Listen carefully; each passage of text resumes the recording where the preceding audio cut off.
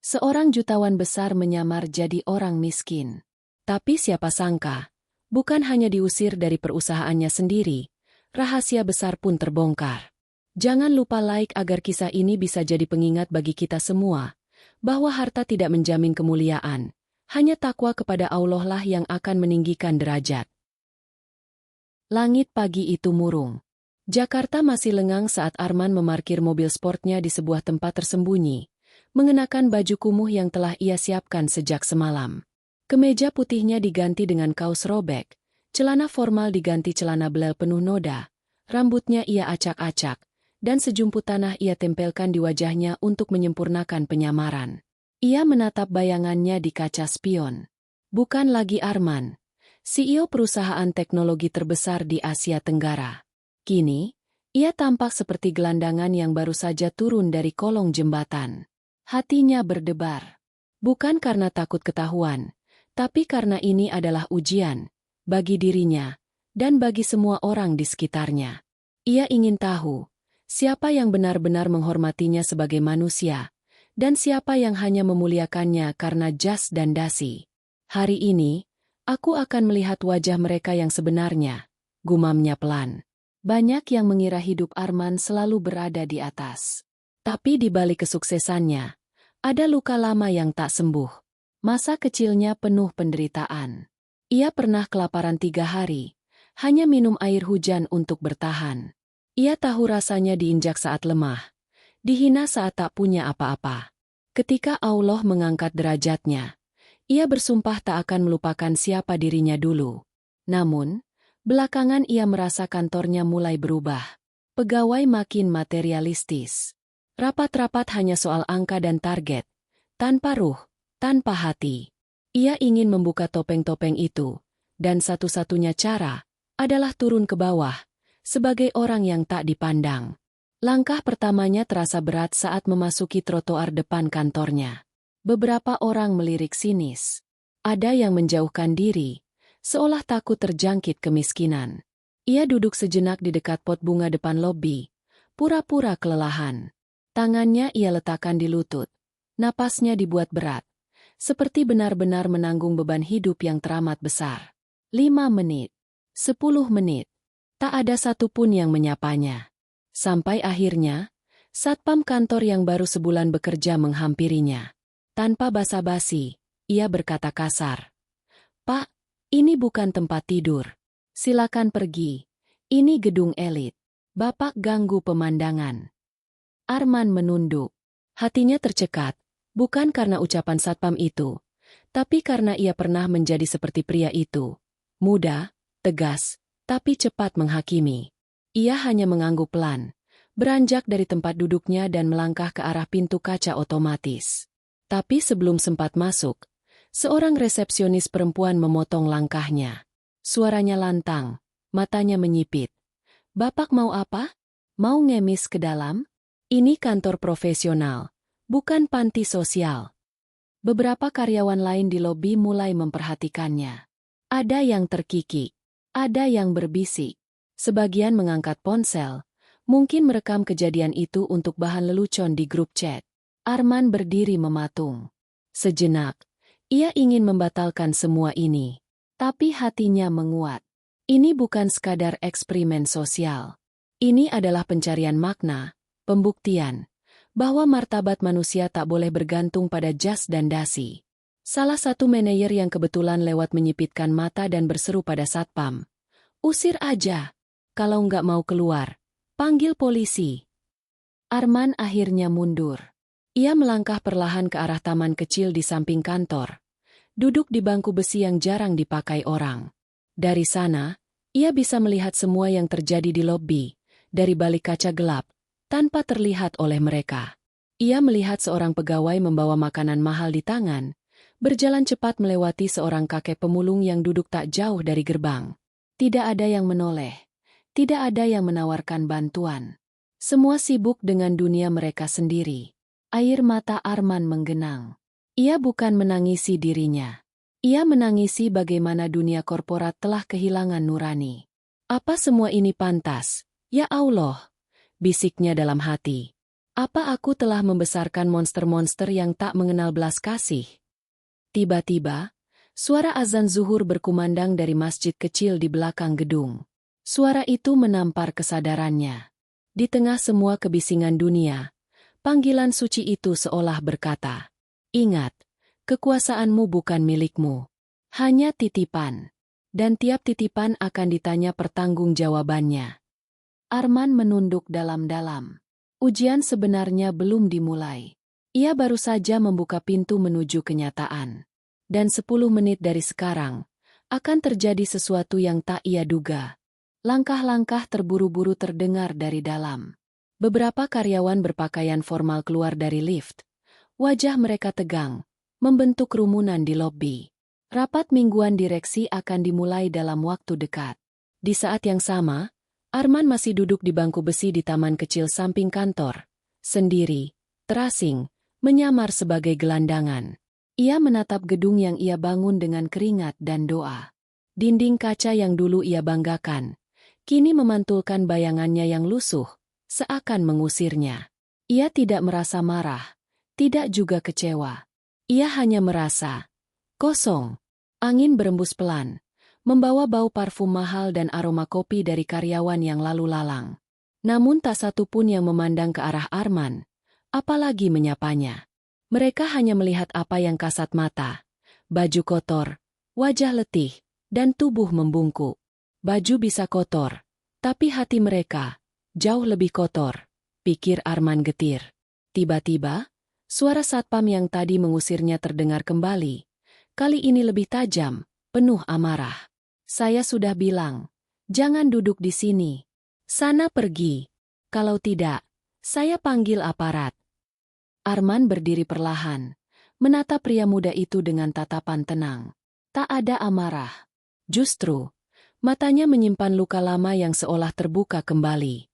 Luka saat dulu ia disuruh pergi dari warung hanya karena tak punya uang.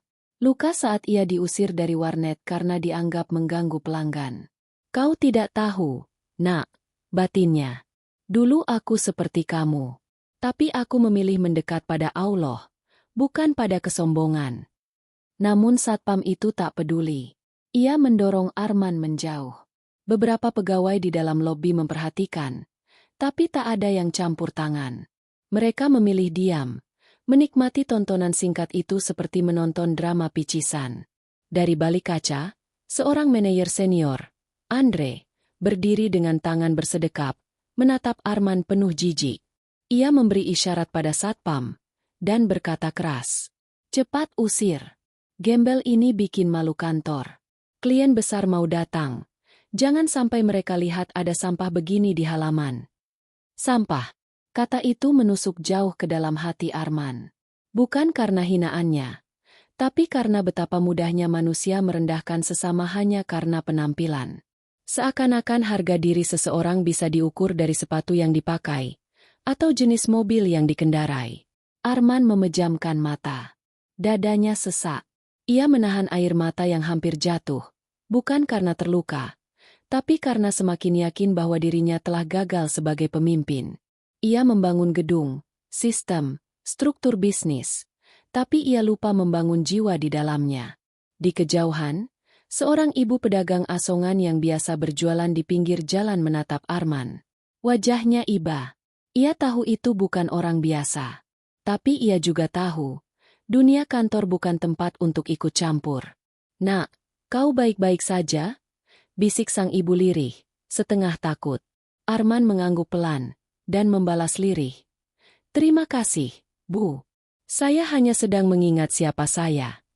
Ibu itu tersenyum tipis dan berlalu, sementara karyawan-karyawan makin padat di dalam lobi.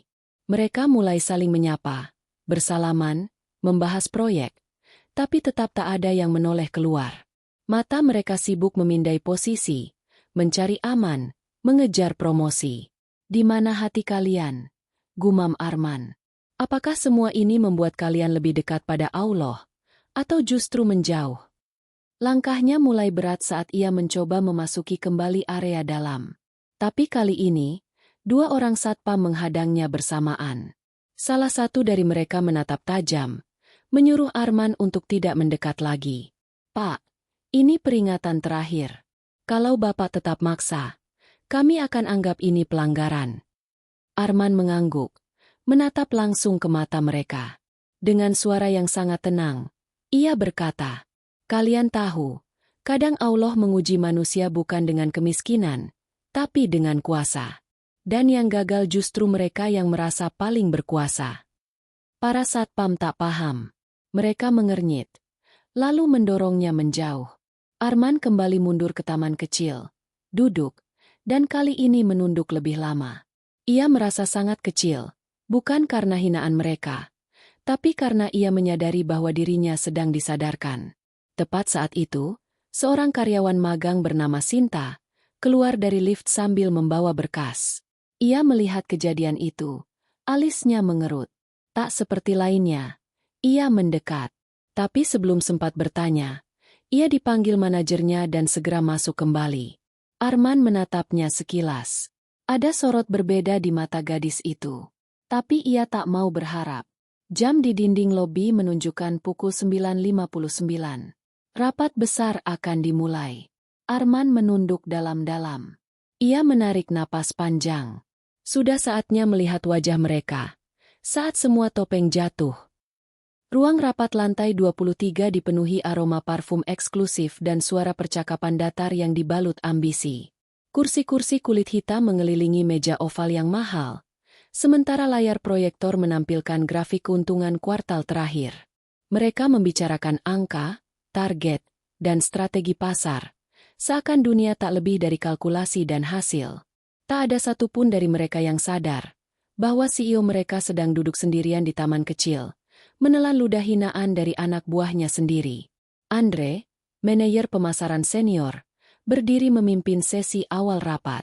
Tangannya lincah memainkan pointer laser, menunjuk grafik peningkatan saham sambil tersenyum puas. Suaranya tenang tapi arogan. Tanpa perlu campur tangan pimpinan tertinggi pun, semua sudah berjalan dengan lancar. Kita kuat karena sistem, bukan karena satu orang. Beberapa hadirin mengangguk, tertawa kecil. Mereka tidak tahu, atau pura-pura tidak tahu, bahwa ucapan Andre adalah sindiran langsung untuk Arman, sang CEO yang belakangan jarang hadir secara langsung dalam rapat. Mereka merasa Arman sudah usang, hanya simbol. Mereka lupa bahwa seseorang yang mereka pandang kecil bisa saja tengah mengamati dari sudut yang paling tak mereka duga.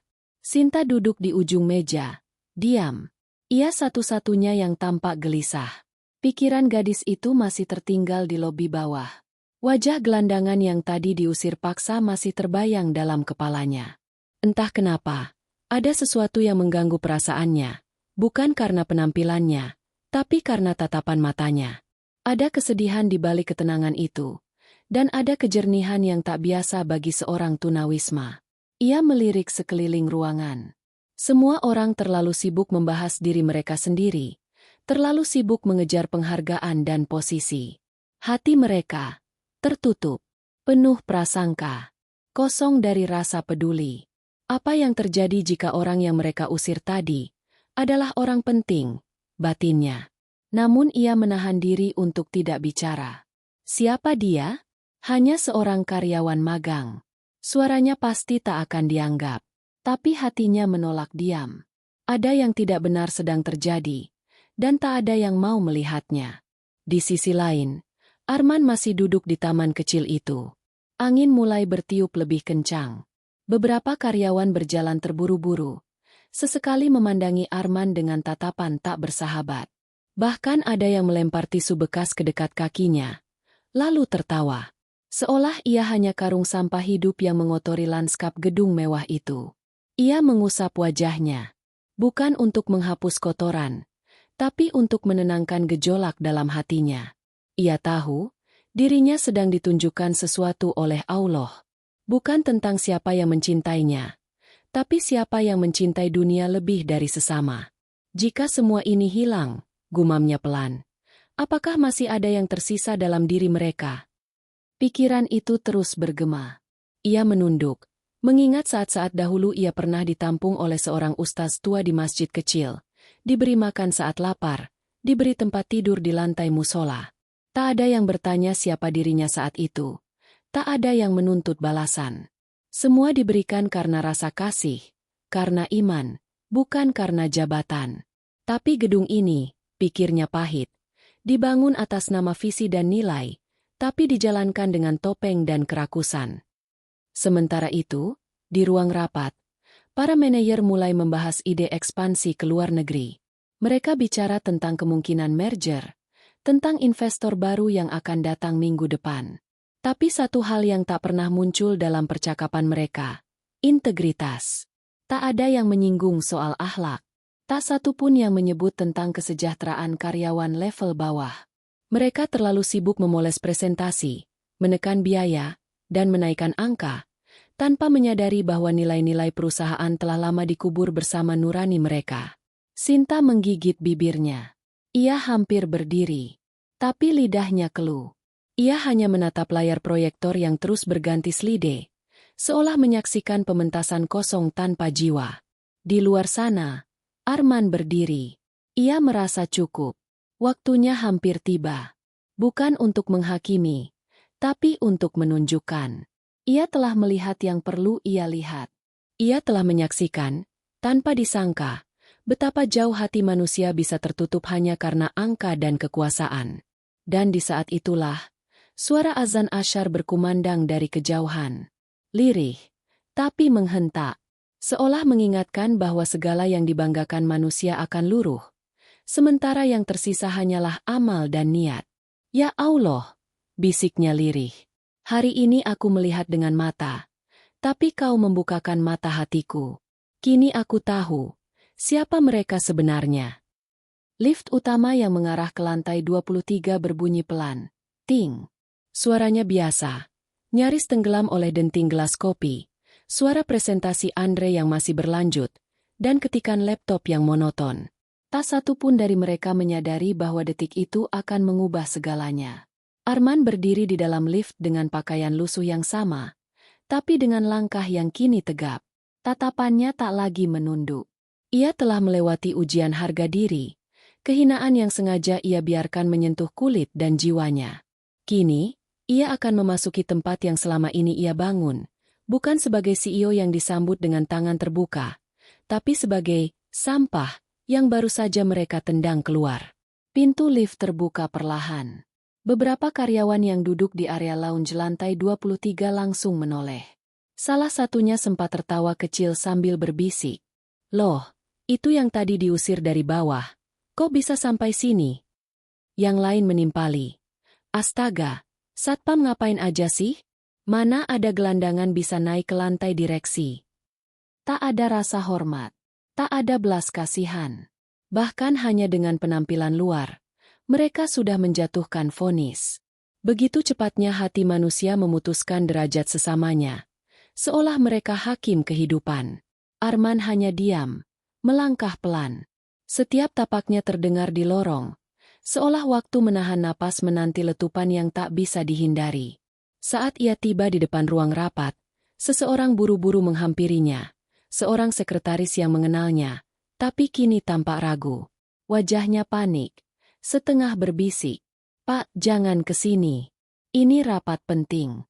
Bapak bisa ditangkap." Arman menatapnya dalam. Tak ada kemarahan, hanya sorot yang menusuk, seperti sedang menyampaikan pesan yang tak bisa diucapkan dengan kata. Sekretaris itu terdiam, langkahnya terhenti. Ia merasa aneh. Tatapan itu terlalu dalam untuk seorang pengemis. Di dalam ruang rapat, Andre masih memimpin. Ia berdiri dekat layar, membanggakan capaian baru yang katanya berhasil dicetak karena kedisiplinan tim manajemen. Tanpa perlu banyak arahan dari atas pun, kita bisa berdiri sendiri. Kita tidak butuh sentuhan terus-menerus dari CEO. Perusahaan ini autopilot.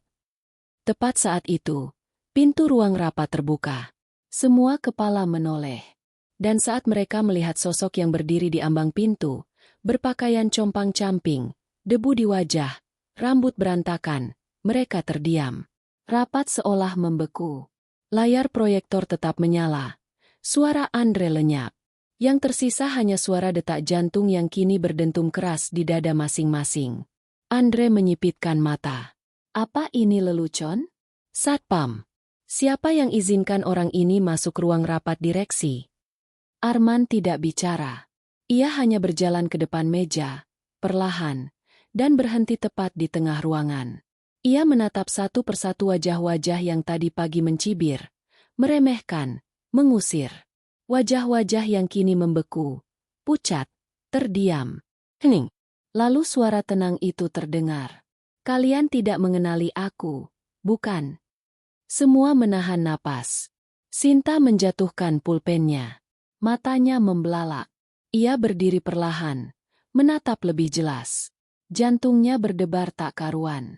Ia tahu itu bukan sekadar gelandangan biasa. Seketika, napasnya tercekat. Arman, bisiknya pelan, nyaris tak terdengar. Andre tertawa sarkastik, mencoba mengendalikan ruangan. Apa ini prank dari divisi HR? Hah? Lucu. Tapi tolong, kita lagi bahas investor penting. Jangan ganggu. Namun sebelum Andre selesai bicara, Arman merogoh saku dalam jaket lusuhnya dan mengeluarkan kartu identitas berlapis logam. Ia mengangkatnya tinggi, dan saat sinar dari proyektor menyentuh kartu itu, semua orang bisa membaca jelas. Arman Fadlur Rahman, Chief Executive Officer. Sekali lagi, hening. Kali ini, lebih dalam, lebih menusuk. Salah satu manajer muda menjatuhkan cangkir kopinya. Yang lain mulai menunduk, berpura-pura sibuk membuka laptop. Andre sendiri kaku. Wajahnya kehilangan warna. Arman menatap semua orang, dan dengan suara berat ia berkata, "Hari ini, aku menyaksikan sendiri siapa kalian saat tidak ada yang mengawasi. Siapa kalian saat tak ada kamera? Kalian menendang manusia karena pakaiannya. Kalian mengusir aku karena aku terlihat miskin. Maka biarkan aku bertanya, apa nilai seorang manusia bagi kalian?" Tak ada yang menjawab. Ia melanjutkan, suaranya makin menusuk. Kalian membangun presentasi, membahas miliaran, tapi hati kalian kosong. Kalian hebat bicara strategi, tapi tak bisa menatap mata orang miskin tanpa jijik. Lalu kalian anggap dirimu layak duduk di kursi ini? Satu demi satu menunduk. Terdiam. Sinta tetap berdiri. Matanya berkaca-kaca. Ia merasa bersalah karena tak membela lebih awal. Tapi Arman meliriknya sekilas. Dan untuk pertama kalinya pagi itu, ia mengangguk kecil. Ada pengakuan di sana. Andre akhirnya bersuara, terbata. Saya minta maaf. Kami tidak tahu, Pak." Arman tersenyum tipis, getir. "Itulah masalahnya. Kalian hanya peduli jika tahu siapa yang kalian hadapi. Tapi kebaikan, bukan soal siapa yang berdiri di depanmu, tapi siapa yang kamu pilih untuk menjadi di dalam dirimu." Ruangan masih membeku dalam diam. Tak satu pun berani bersuara. Rapat yang awalnya penuh semangat dan strategi kini berubah menjadi panggung pembongkaran tabir. Sosok yang tadi mereka cibir, usir, dan remehkan, ternyata adalah pemilik seluruh tempat ini. Arman Fadlur Rahman, CEO dan pendiri perusahaan yang gajinya tak terbayangkan oleh siapapun di ruangan itu. Sinta masih berdiri, tubuhnya gemetar halus. Bukan karena takut, tapi karena jiwanya sedang bertempur dengan penyesalan. Ia adalah satu-satunya yang sempat melihat Arman sebelum penyamaran itu terbongkar. Ia tahu ada yang aneh, dan ia nyaris percaya pada nalurinya. Tapi ia diam. Ia terlalu takut untuk dianggap bodoh. Terlalu ragu untuk bertindak. Tatapan Arman menembus wajah-wajah yang tertunduk. Ia tak membutuhkan permintaan maaf. Ia juga tidak sedang mencari simpati. Tapi ia sedang membuka mata mereka, secara paksa, tentang siapa mereka sebenarnya ketika topeng sosial dilepas, ketika tidak ada jabatan yang membedakan antara atasan dan gelandangan. Setelah beberapa menit yang panjang, Arman melangkah perlahan ke arah pintu. Ia tidak berkata apa-apa lagi. Setiap langkahnya meninggalkan jejak sunyi yang mencekam. Saat hendak keluar, suara lirih namun lantang memecah keheningan. "Pak, tunggu." Semua menoleh. Itu suara Sinta. Arman berhenti. Kepalanya sedikit menoleh ke belakang. Sinta maju satu langkah. Wajahnya pucat, tapi sorot matanya teguh. Saya minta izin bicara. Bukan untuk membela siapa-siapa. Tapi saya ingin menyampaikan sesuatu. Suasana berubah. Semua mata kini tertuju padanya. Andre menggertakkan gigi, risih, namun tak berani menyela. Tadi pagi, saya melihat Bapak di lobi. Saat semua orang mengusir dan mencibir, saya merasa ada yang berbeda dari sorot mata Bapak. Saya tidak tahu kenapa, tapi hati saya menolak untuk percaya bahwa Bapak hanyalah seorang pengemis biasa. Sinta menarik napas dalam. Setelah itu, saya diam-diam ke bagian data SDM. Saya cari arsip wajah seluruh direksi. Dan saya menemukan foto Bapak, dengan jas, berdiri di depan logo perusahaan, senyumnya sama.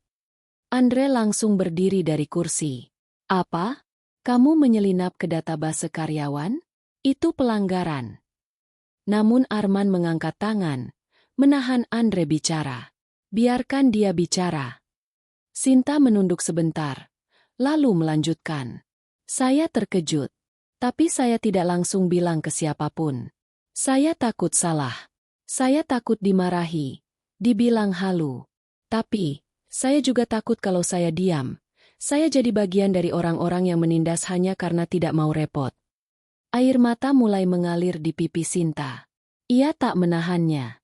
Hari ini, saya belajar satu hal, Pak. Bahwa kadang, diam itu bisa jadi dosa. Dan kebaikan yang tertahan karena takut, bisa jadi lebih buruk daripada keburukan yang nyata. Hening. Arman menatap Sinta dengan dalam. Ia seperti melihat bayangan dirinya di masa muda. Seseorang yang berdiri dalam ketakutan tapi mencoba berkata jujur. Bahkan saat dunia memaksanya untuk diam. Ia melangkah pelan, mendekati Sinta. Lalu menatap wajahnya yang masih basah oleh air mata. Terima kasih, ucapnya lirih. Kau tidak sempurna, tapi kau punya keberanian yang tidak dimiliki banyak orang di sini. Sinta menunduk, tubuhnya bergetar. Arman mengalihkan pandangannya ke ruangan, lalu berkata tegas.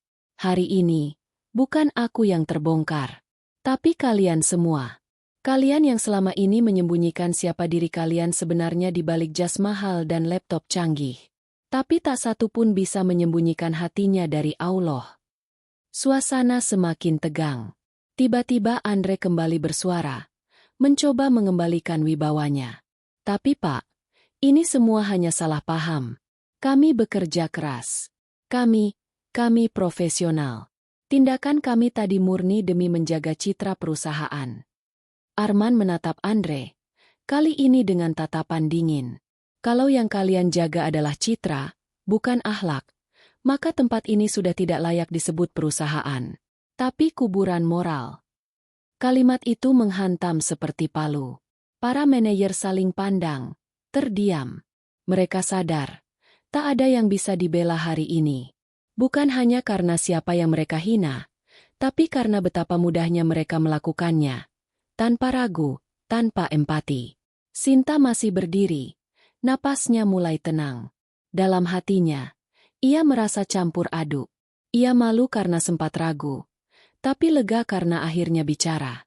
Dan yang paling penting, ia tahu, Allah menuntunnya untuk melihat dan merasakan sesuatu yang tidak semua orang di ruangan itu mampu pahami. Kebenaran yang tidak bisa dilihat oleh mata, hanya oleh hati yang bersih. Udara di ruang rapat masih terasa berat. Seolah dinding-dindingnya menahan amarah dan malu secara bersamaan. Setelah kejutan besar yang mengguncang seluruh lantai 23, tak ada suara yang berani muncul selain detak jantung yang menggila dalam dada masing-masing. Arman berdiri di tengah ruangan. Sosoknya yang sebelumnya mereka abaikan kini menjadi pusat gravitasi yang tak bisa dihindari. Ia tidak lagi sekadar CEO. Ia kini adalah cermin, yang memantulkan siapa mereka sebenarnya saat tidak diawasi. Wajah Andre sudah kehilangan sinarnya. Punggungnya menempel pada kursi, dan untuk pertama kalinya, pria yang biasanya lantang itu tampak seperti anak kecil yang tertangkap basah berbuat curang. Sementara itu, Sinta menunduk dalam. Ia masih berdiri di tempat yang sama. Dalam hatinya, ada gemuruh rasa syukur. Setidaknya, Ia tidak membiarkan dirinya benar-benar diam. Dan untuk itu, meski tangannya masih gemetar, ia merasa sedikit lebih utuh dari orang-orang di sekitarnya. Arman mengalihkan pandangannya dari satu wajah ke wajah lain. Semua tertunduk. Tak ada satupun yang sanggup menatap balik. Lalu, ia angkat suara. Selama ini, kalian menyebutku visioner. Tapi apa gunanya visi, jika orang-orang yang berdiri di bawahnya buta terhadap sesamanya? Ia berhenti sejenak, lalu berjalan perlahan mengitari meja rapat. Suaranya tenang, tapi tiap katanya menghujam. Aku tak butuh karyawan yang bisa mempresentasikan angka. Aku butuh manusia yang bisa memanusiakan manusia. Ia berhenti di belakang Andre. Bahunya yang besar kini tampak rapuh. Kau tahu, Andre, dalam catatan keuanganmu tidak pernah kulihat satupun pelanggaran. Tapi hari ini, aku melihat pelanggaran yang lebih besar dari pencurian. Kau mencuri harga diri orang lain. Kau menghina tanpa sadar bahwa kau sedang diuji. Dan kau gagal. Andre menunduk lebih dalam. Wajahnya merah padam. Suaranya tercekat. Tapi Arman tak menunggu jawaban. Ia berjalan ke sisi lain ruangan. Kalian duduk di ruangan ini karena kalian pikir kalian layak. Tapi ketika ada orang yang terlihat hina datang, tak satu pun dari kalian mengulurkan tangan. Bahkan satu kursi pun tak kalian tawarkan. Ia menunjuk ke kursi kosong di pojok. Tempat itu selalu tersedia. Tapi tak satu pun dari kalian merasa seseorang seperti aku yang menyamar, pantas mendudukinya. Karena kalian tak pernah menilai manusia dengan mata hati. Keheningan semakin menekan. Arman menarik napas dalam, lalu mengangkat wajahnya ke arah langit-langit. Matanya memejam. Ya Allah, jika hari ini kau mempertemukanku kembali dengan wajah-wajah ini, maka biarkan aku memperbaiki apa yang selama ini salah. Ia membuka mata. Tatapannya kini tak lagi tajam. Tapi tajamnya telah berubah menjadi luka. Luka seorang ayah yang kecewa pada anak-anaknya. Luka seorang guru yang melihat muridnya menyalahi ilmu yang diberikannya. Lalu ia berkata, lebih pelan, tapi lebih tegas dari sebelumnya. Hari ini, aku akan memutuskan siapa yang pantas bertahan. Bukan karena prestasi, tapi karena kemanusiaan. Semua kepala terangkat. Kaget, takut, panik. Tapi tak ada yang berani menyela. Arman melanjutkan. Aku tidak ingin perusahaan ini dipimpin oleh orang yang tahu bicara, tapi tak tahu mendengar. Aku tidak ingin keberhasilan yang dibangun dari kekosongan nurani. Aku tidak akan biarkan tempat ini menjadi menara yang tinggi, tapi berisi orang-orang kecil yang hatinya sempit. Beberapa manajer mulai berbisik pelan. Ada yang memegang ponsel di bawah meja, mengirim pesan diam-diam. Arman melihat itu, dan tersenyum. Dan kalian masih belum belajar. Bahkan di tengah krisis moral seperti ini, kalian masih lebih peduli pada posisi dibanding pada diri kalian. Kemudian, sesuatu yang tidak mereka sangka terjadi. Arman duduk. Ia tidak berdiri sebagai penguasa. Ia duduk sebagai manusia. Kursi di ujung meja itu, yang biasanya dibiarkan kosong untuk menjaga wibawa CEO, kini diduduki dengan sederhana oleh pria yang wajahnya masih penuh bekas debu. Hari ini aku tidak memecat siapapun. Suara itu membuat semua orang menarik napas lega. Namun belum sempat mereka bersyukur. Arman menambahkan, tapi aku memberi waktu 3 hari. 3 hari untuk kalian menulis surat pengakuan. Siapa yang merasa dirinya sudah melukai orang lain, atau berbuat zalim, datang ke ruanganku. Ceritakan semua. Dan biarkan nurani kalian yang bicara. Andre membuka mulut, tapi Arman menatapnya, memotong niat itu. Jangan pakai lisanmu, Andre. Gunakan hatimu. Kemudian ia menoleh ke arah Sinta. Dan untukmu, Sinta, terima kasih. Kau tidak menyelamatkanku. Tapi kau menyelamatkan dirimu sendiri dari menjadi bagian dari orang-orang yang kehilangan hati. Sinta meneteskan air mata. Tapi kali ini, bukan karena malu atau takut, melainkan karena rasa haru yang tak tertahankan. Arman bangkit dari kursinya. Ia tidak menatap lagi ke belakang. Tapi suaranya terdengar sekali lagi sebelum ia keluar dari ruangan itu. Aku akan menunggu 3 hari. Bukan sebagai bos kalian, tapi sebagai saksi bahwa manusia bisa berubah. Jika mereka berani mengakui bahwa mereka pernah salah. Hari pertama setelah kejadian di ruang rapat itu berubah menjadi sunyi yang mencekam. Kantor yang biasanya dipenuhi derap langkah percaya diri, kini hanya terdengar pelan-pelan dan waspada. Seolah setiap lantai tak lagi hanya dilapisi karpet, tapi juga rasa takut yang menempel di telapak kaki. Tak ada yang tahu siapa yang akan datang ke ruang CEO. Tak ada yang tahu siapa yang akan jujur, dan siapa yang akan memilih menyimpan kesalahan dalam diam. Di balik pintu kayu berlogo Fadlur Rahman Group, Arman duduk sendirian. Tidak dengan laptop, bukan dengan dokumen, tapi dengan secari kertas kosong dan sebuah pena hitam. Di depannya, jam pasir kecil berdetak pelan. Butiran demi butiran pasir jatuh, menjadi pengingat waktu yang tidak bisa ditahan. Ia tidak sedang menghitung hari. Ia sedang menanti keberanian. Sore itu, pintu ruangannya diketuk pelan. Masuk, ucapnya tanpa ragu. Yang pertama datang bukan Andre, bukan manajer, bukan pula direksi, tapi seorang office boy bernama Rashid. Tubuhnya kurus, wajahnya tertunduk. Di tangannya, ada amplop putih kusam. "Pak, saya mau jujur," ucapnya pelan. Arman mengangguk. Tanpa berkata apa-apa, ia menerima surat itu. Isinya, pengakuan bahwa selama 6 bulan terakhir, Rashid pernah mencuri 2 botol sabun cair dan sekotak tisu kantor untuk diberikan ke ibunya yang sakit. Ia tidak membela diri. Ia hanya ingin jujur, seperti yang diminta. Arman tersenyum kecil. Ada perih dalam senyum itu. Bukan karena kecewa, tapi karena kenyataan pahit, bahwa justru yang paling kecil yang lebih dulu berani bicara. "Kau tahu, Rashid, dosa yang paling besar bukan mengambil sabun, tapi saat hati tak lagi merasa bersalah," ujar Arman sambil menepuk pundaknya. Rashid menunduk. Ia tak dipecat. Ia justru diberi bantuan pengobatan untuk ibunya, dan diminta melanjutkan pekerjaannya. Tapi ia keluar dari ruangan itu sambil menangis, merasa lebih ringan dari sebelumnya. Hari kedua, 8 orang datang. 2 mengaku telah memanipulasi jam kerja. 3 lainnya mengaku pernah menggunakan inventaris kantor untuk keperluan pribadi. 2 orang lainnya mengakui bahwa mereka pernah menjadi bagian dari sindiran dan perundungan kepada karyawan baru. Semua ditulis. Semua didengar. Tak ada satupun yang dibentak. Tak ada yang dipermalukan. Arman mencatat semuanya, bukan sebagai daftar kesalahan, tapi sebagai bukti bahwa masih ada nurani tersisa. Namun nama Andre belum muncul. Hari ketiga. Jam menunjukkan pukul 16.20. Hanya tinggal 40 menit tersisa sebelum tenggat waktu habis. Ruangan CEO kini dipenuhi tumpukan amplop.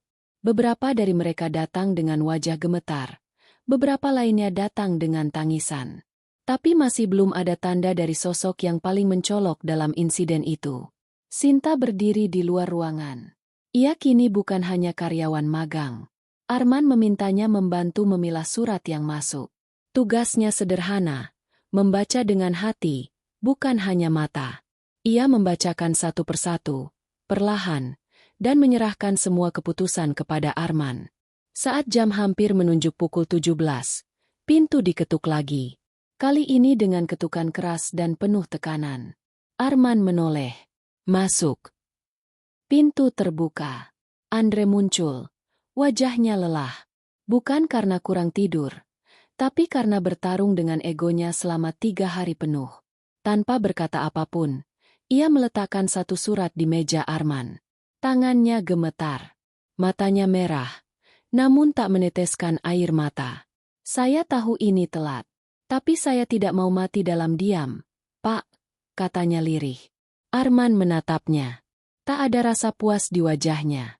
Yang ada justru luka.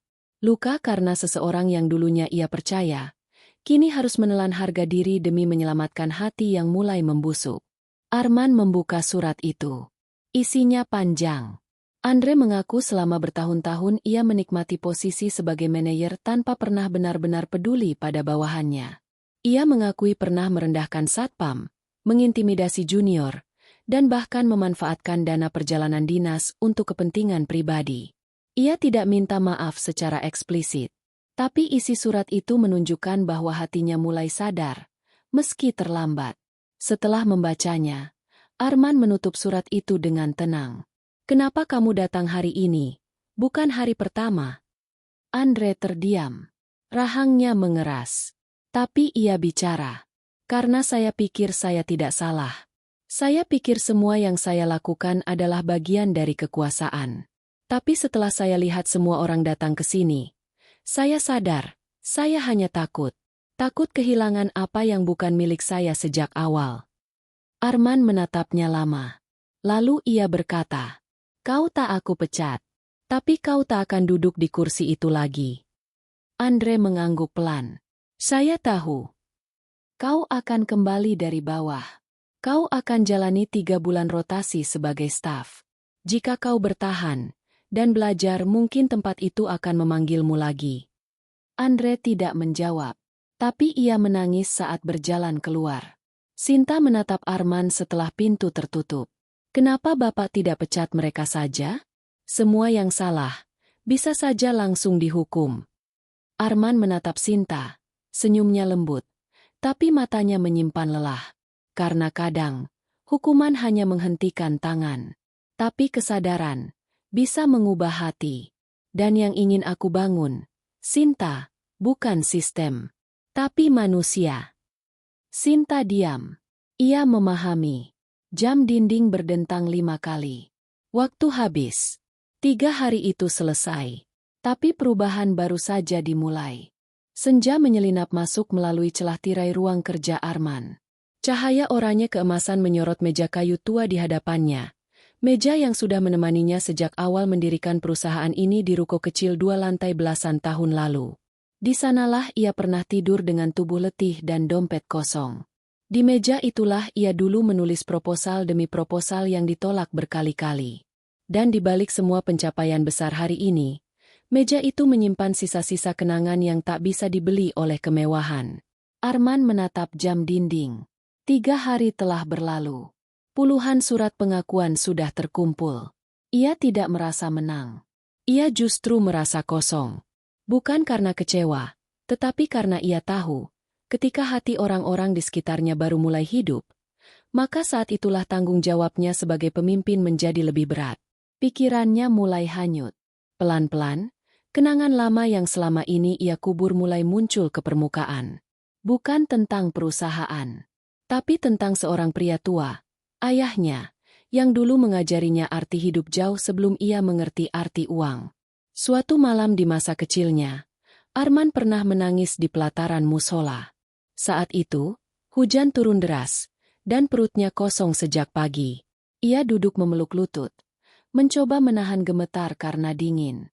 Lalu datanglah pria tua berjenggot putih, dengan sarung basah dan peci miring. Ayahnya. Tanpa berkata apa-apa, sang ayah membuka jas hujan kumalnya, lalu menyelimuti tubuh kecil Arman. Ia tidak bertanya kenapa anaknya menangis. Ia tidak memarahi. Ia hanya duduk di sampingnya dan ikut diam. Lalu, di tengah isakan Arman yang mulai reda, ayahnya berkata, "Nak, kalau hidup ini membuatmu terjatuh, jangan langsung cari sandaran. Cari tempat sujud dulu." Kalimat itu terus menempel dalam kepala Arman selama bertahun-tahun. Bahkan saat ia mendirikan perusahaan ini dengan utang, saat para investor menolak, saat orang-orang tertawa karena ia hanya anak pemulung, kalimat itu selalu menjadi jangkar dalam badai hidupnya. Malam itu, di ruang kerja yang tenang, Arman membuka laci meja dan mengeluarkan satu foto lusuh. Foto ayahnya, mengenakan sarung dan memegang cangkul. Senyumnya sederhana, tapi di matanya ada kekuatan yang tak bisa dijelaskan oleh logika dunia. Arman bicara pelan, seakan ayahnya duduk di hadapannya. "Ayah, kalau hari ini aku berdiri di tempat tertinggi, itu bukan karena pintar, tapi karena dulu ayah ajari aku untuk tidak takut jadi orang paling bawah." Air mata mengalir di pipinya. Dingin, tapi tidak menyakitkan. Justru menenangkan. Beberapa ketukan pelan membuyarkan lamunannya. Sinta masuk. Ia membawa 2 gelas teh hangat. Entah sejak kapan, gadis itu menjadi lebih dari sekadar karyawan magang. Ia telah menjadi saksi perubahan, bahkan menjadi bagian darinya. "Boleh saya duduk, Pak?" tanyanya sopan. Arman mengangguk. Ia mempersilakan. Sinta menatap meja, lalu melihat foto di tangan Arman. "Itu ayah Bapak?" "Iya," jawab Arman pelan. "Guru pertamaku." Sinta menunduk. Ia tidak bertanya lebih jauh. Tapi Arman justru mulai bercerita. "Untuk pertama kalinya. Dulu ayahku pemulung. Tapi ia selalu mengajarkan kami untuk tidak meminta, walaupun perut lapar. Ia bilang, lebih baik tidur di lantai musola dengan perut kosong tapi hati bersih, daripada tidur di ranjang empuk tapi nurani penuh utang pada Allah." Sinta tercekat. Ia tidak pernah membayangkan bahwa pria sekuat Arman pernah merasakan getirnya hidup hingga ke tulang. "Ayahku tak pernah bicara tentang saham, bisnis, atau pasar. Tapi ia selalu ajarkan satu hal, jangan pernah remehkan orang yang tidak punya apa-apa. Karena bisa jadi, mereka lebih dekat pada Allah daripada orang-orang yang kau puja." Sinta menunduk, menahan air mata. "Saya ingin seperti ayah Bapak." Arman tersenyum. "Jangan. Jadilah seperti dirimu sendiri. Tapi simpan satu hal di hatimu. Jika suatu hari kamu berdiri di atas, jangan pernah lupa melihat ke bawah.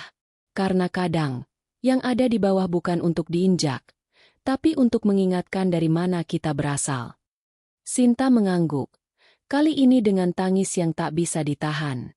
Di luar, matahari hampir tenggelam. Langit berubah ungu, menyisakan warna senja yang menggurat di kaca jendela. Dalam diam, suasana menjadi sakral. Seakan langit pun ikut mendengar percakapan antara seorang anak dengan kenangan ayahnya, dan seorang gadis muda yang baru belajar tentang hidup. Arman berdiri, menatap keluar jendela. "Hari ini, aku ingin jadi ayah. Bukan bos. Aku ingin membesarkan bukan hanya perusahaan, tapi orang-orang yang bekerja di dalamnya." Sinta memandangnya dengan hormat. "Saya yakin, ayah Bapak bangga dari sana." Arman menatap langit. Matanya berkaca, tapi kali ini senyumnya tak tertahan. Kalau ia mendengarnya, semoga Allah kabulkan. Karena yang aku cari bukan pujian dunia, tapi ridho dari Dia yang tak pernah mengusirku saat aku di titik paling rendah. Senja pun menutup hari itu dengan tenang. Tak ada tepuk tangan. Tak ada pengumuman besar. Tapi di dalam ruangan itu, satu warisan paling berharga sedang diwariskan. Bukan tentang uang, bukan tentang jabatan, tapi tentang hati yang tetap bersujud meski telah berada di puncak tertinggi. Pagi itu mendung menggelayut rendah. Langit Jakarta tak secerah biasanya. Seolah semesta tahu akan datang sesuatu yang tak diundang, tak diharapkan, namun tak bisa dihindari. Arman membuka jendela ruang kerjanya, menghirup udara yang terasa lebih berat dari biasanya. Tak ada firasat, hanya perasaan yang tak bisa dijelaskan. Di meja kerjanya, foto sang ayah masih berdiri tenang, menjadi saksi setiap niat dan keputusan. Belum genap seminggu sejak kejadian besar di ruang rapat, kantor mulai perlahan berubah. Wajah-wajah yang dulunya angkuh kini tampak lebih rendah hati. Surat-surat pengakuan masih berdatangan, walau waktu telah habis. Sebagian besar karyawan mulai memperlakukan rekan mereka dengan lebih hangat. Satpam pun tak lagi dianggap tak kasat mata.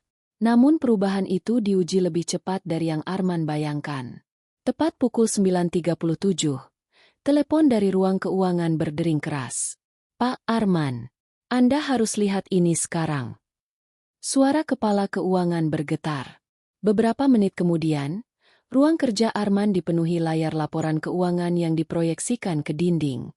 Angka-angka yang selama ini stabil, kini bergerak tak terkendali. Saham perusahaan turun drastis. Hampir 23% hanya dalam 4 jam perdagangan. Bibir Arman mengatup rapat. Ia tak bersuara, tapi pupil matanya bergerak cepat, membaca grafik, data, dan kronologi. Serangan besar ini bukan dari luar, Tapi gabungan efek dari satu perusahaan mitra besar yang menarik investasi dan dua isu internal yang bocor ke media. Ada rumor bahwa perusahaan sedang krisis moral. Pak, beberapa media mengutip peristiwa penyamaran Bapak dan mengaitkannya dengan instabilitas manajemen. Kepala keuangan menjelaskan, suara semakin pelan. Sinta masuk terburu-buru dengan sebuah koran pagi. Di halaman depan, terpampang wajah Arman saat ia masih menyamar sebagai gelandangan, dengan judul CEO menyamar, tapi perusahaan goyah. Drama atau desperasi? Arman hanya menatapnya sejenak. Tidak marah, tidak panik. Ia menarik napas panjang, lalu duduk kembali. Semua mata di ruangan menunggunya bicara.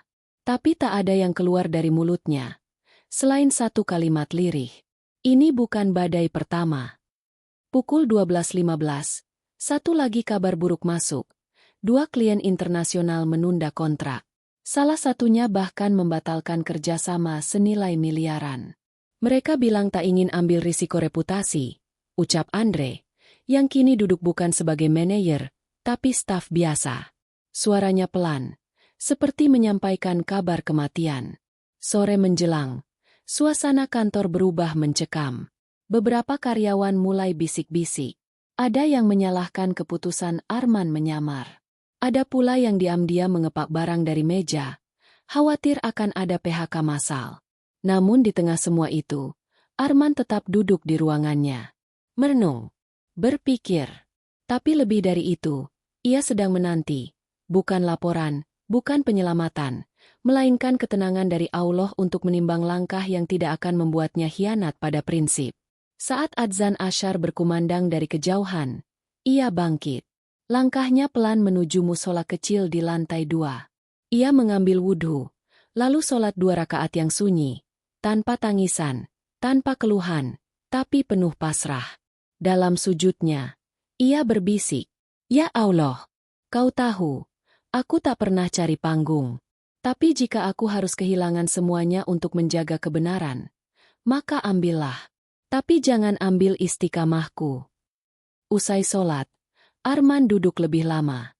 Ia mengingat hari-hari di masa lalu, saat ia mengantar barang menggunakan motor tua, saat makan hanya sekali sehari, saat ditolak berkali-kali, dan saat tidak ada satupun yang percaya pada mimpinya kecuali dirinya sendiri dan doanya yang lirih di atas sajadah. Ia pernah punya segalanya. Dan ia tahu, segalanya itu bisa pergi, bahkan dalam sekejap. Namun ujian yang sesungguhnya bukan kehilangan uang, bukan juga saham, tapi kehilangan prinsip.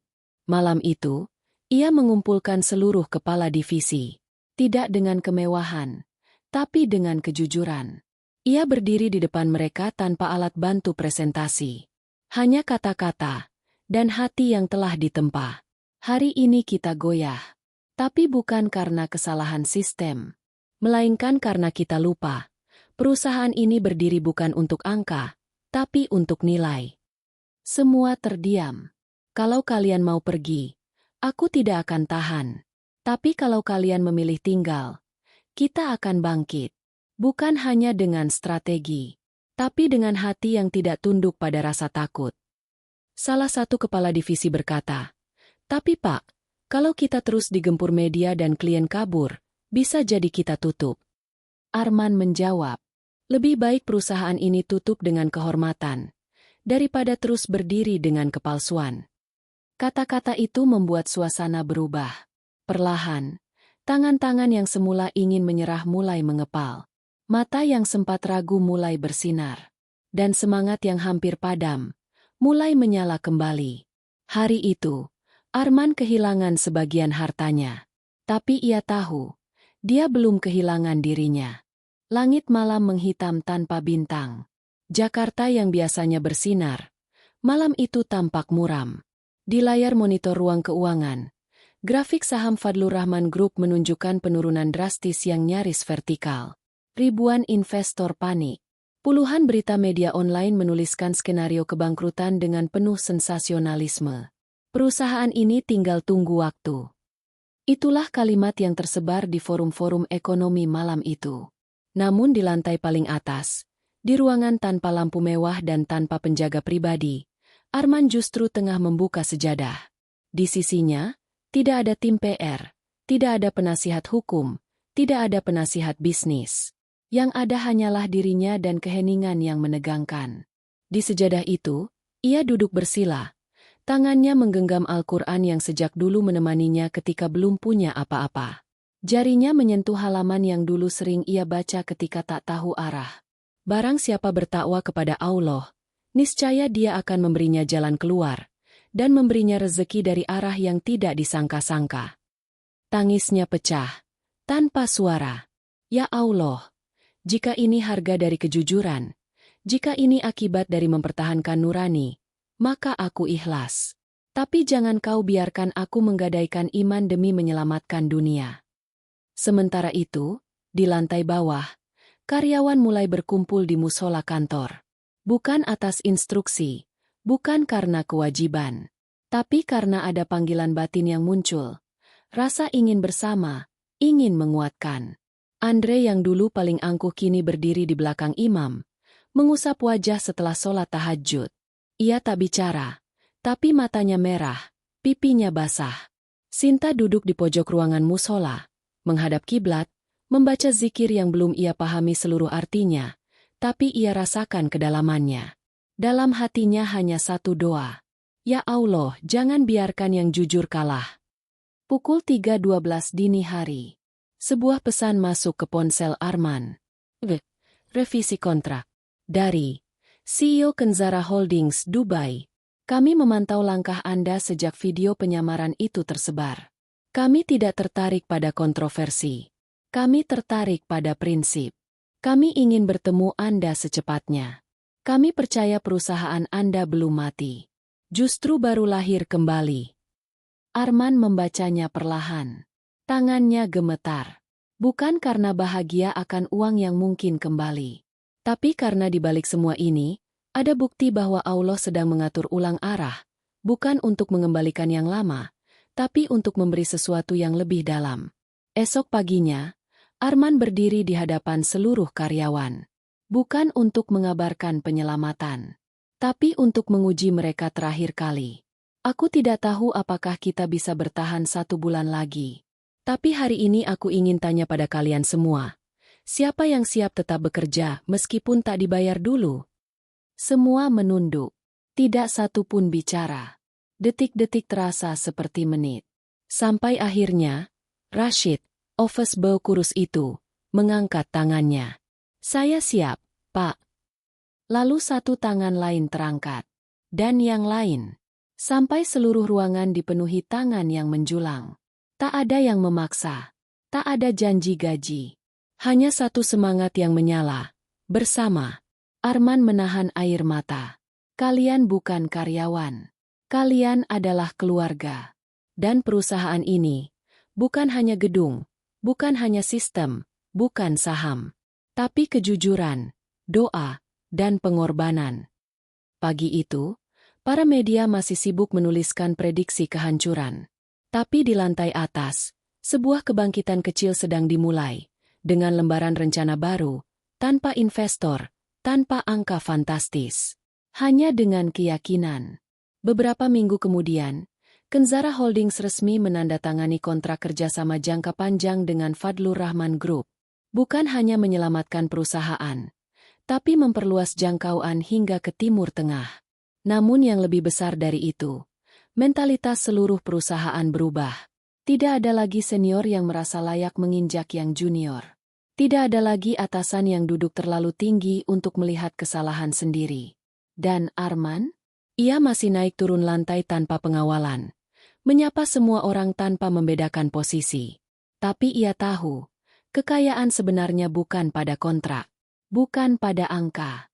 Tapi pada saat-saat di mana seseorang diuji untuk memilih antara mempertahankan dunia atau mempertahankan iman. Dan ia memilih yang kedua. Hari itu, Arman berdiri di lobi, tempat ia dulu diusir dalam penyamarannya. Ia berdiri di titik yang sama, kali ini bukan dalam pakaian compang-camping, tapi juga bukan dalam jas mahal. Ia hanya mengenakan batik sederhana. Ia menunduk, kemudian berbisik pelan. Aku pernah miskin. Aku pernah kaya. Tapi saat aku merasa dekat dengan MU, ya Allah, barulah aku benar-benar merasa cukup.